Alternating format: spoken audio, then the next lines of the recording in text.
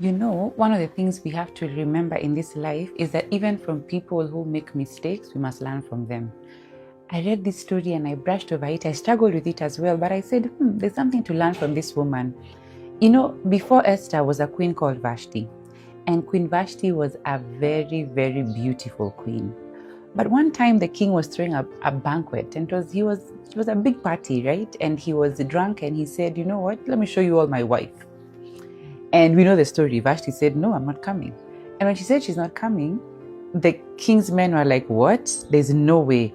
Our wives are going to do the same thing. Let's dethrone her.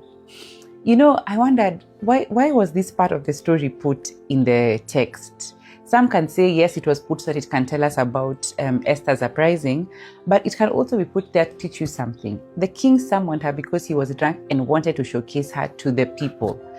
And Vashti showed us a big sign of boundaries, that you can say no when you're not ready to do something that you're not comfortable with. And so even in her undoing, yes, there was lack of submission, yes, there was lack of honor and lack of obedience, really, because this was the king, but we can learn from her. We can learn that sometimes when you're not comfortable, in wisdom, big disclaimer there, in wisdom, your boundaries can still matter. So from Vashti today, we learn that sometimes your boundaries may go against what the king would like. But sometimes, keyword, I keep using the word sometimes, is that there is also some wisdom in saying no when no is needed. So from Vashti, we learn boundaries. I hope that even in her undoing and her failure, we can still learn from her. Today, we learn from Vashti.